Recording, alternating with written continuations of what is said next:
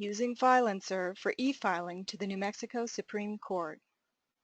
This 10-minute video is an overview for attorneys that are going to begin filing electronically to the Supreme Court in May of 2017. These slides, the video, and much more is available on the Supreme Court's e-filing webpage at the URL shown on this slide.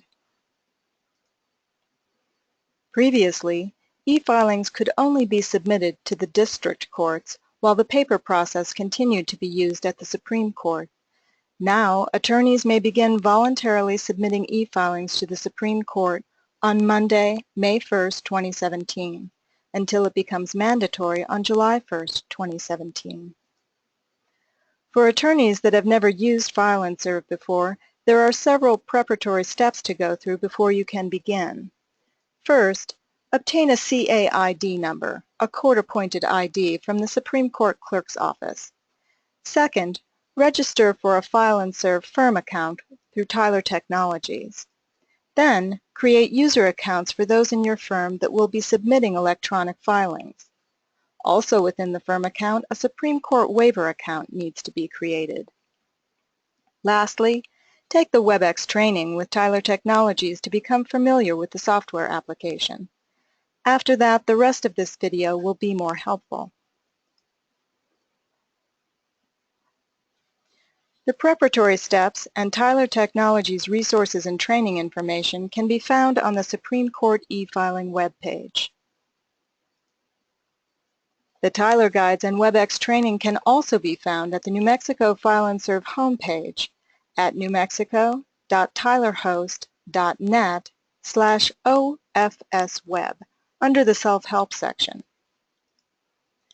The Supreme Court will be providing 6 in-person training opportunities for attorneys, which will provide Supreme Court-specific guidance for electronic filing. To sign up for one of these, please call 505-827-4860 or email nmsupremecourtclerk@nmcourts.gov. To clarify, Tyler Technologies is the attorney's resource for all File and Serve questions related to the File and Serve software application, registration, and training, while the in-person training and the Judicial Information Division are the resources for New Mexico court-specific questions. There are 2 versions of the File and Serve software application, the newer HTML5 and the original Silverlight. The functionality is exactly the same, but the user interface, the look and feel, are quite different.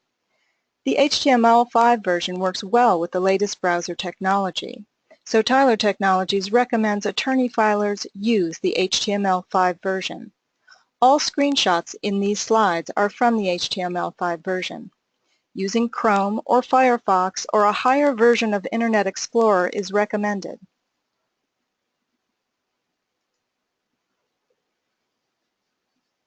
Rather than this video being a File and Serve tutorial, the focus of this overview is to provide guidance around where Supreme Court submittals will differ from District Court submittals. On the login page of File and Serve, the top section will always contain any announcements about known downtime or new rules that have gone into effect for New Mexico. After logging into File and Serve, the filing attorney can start a new case. In the next several slides, we'll review the Supreme Court-specific selections. When selecting the location from the drop-down menu, select Supreme Court.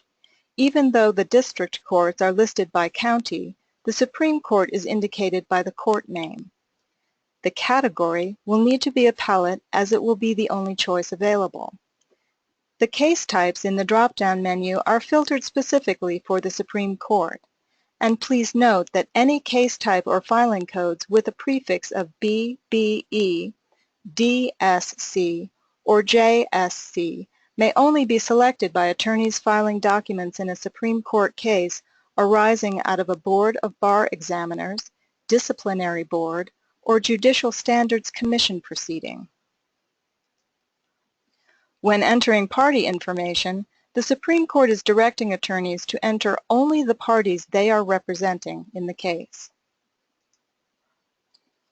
Also in the party information section is the lead attorney field, where an attorney that has been entered as a user in the firm account can be selected from the drop-down list. The filing type will default to e-file on initial filings, as it is the only option for initial filings. The filing codes in the drop-down menu will be filtered for the Supreme Court for initial filing options. Please do not use the filing description field, as any text entered here will be deleted during the review process by the Supreme Court. The reference field is a required field in the software application, but will not be used internally by the Supreme Court, so it can be something like the attorney's initials or something relevant only to the attorney's firm.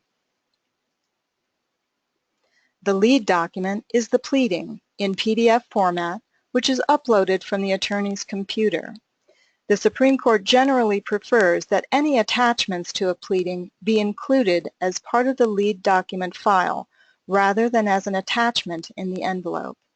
Please note, the certificate of service is a required part of the envelope being submitted.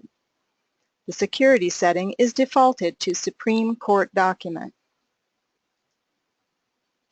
The formatting of the pleading, as with paper filings to the Supreme Court, must adhere to Rule 12-305.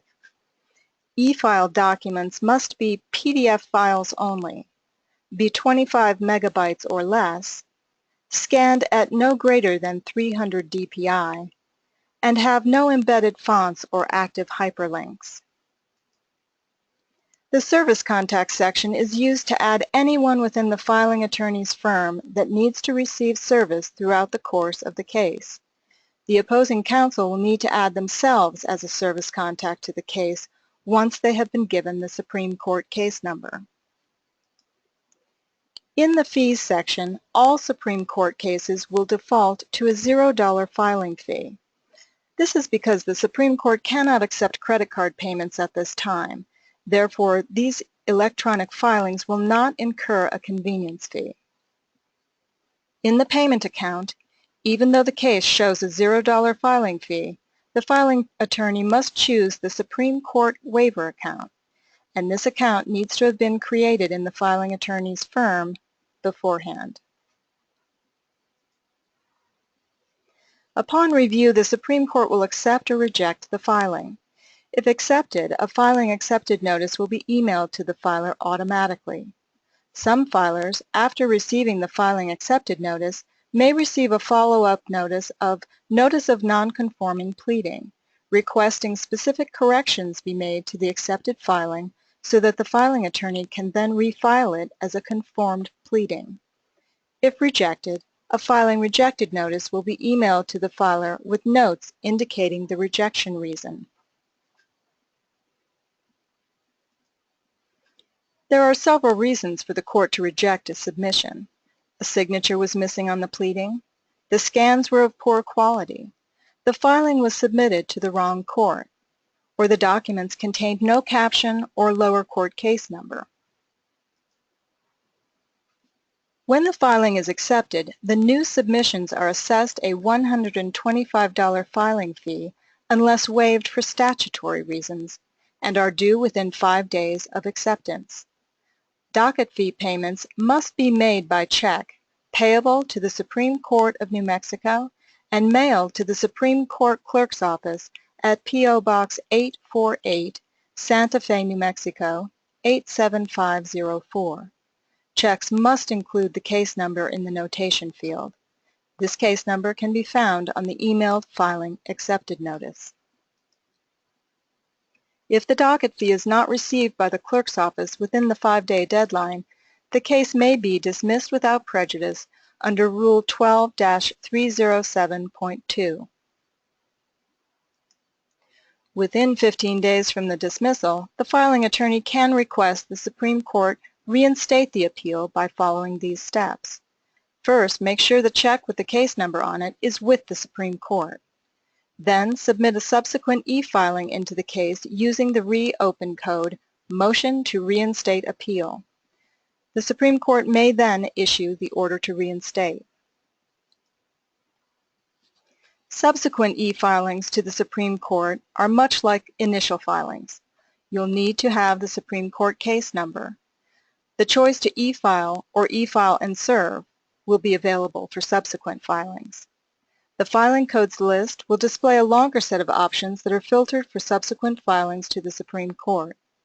Please note that any codes with a prefix of BBE, DSC, or JSC may only be selected by attorneys filing documents in a Supreme Court case arising out of a Board of Bar Examiners, Disciplinary Board, or Judicial Standards Commission proceeding. Again, the fee will be a $0 filing fee, and the payment account will need to be the Supreme Court waiver account. Email your Supreme Court e-filing questions to helpdesk@nmcourts.gov with Supreme Court e-filing issue in the subject line. Or for case-specific questions, please contact the Supreme Court directly at 505-827-4860 or email nmsupremecourtclerk@nmcourts.gov.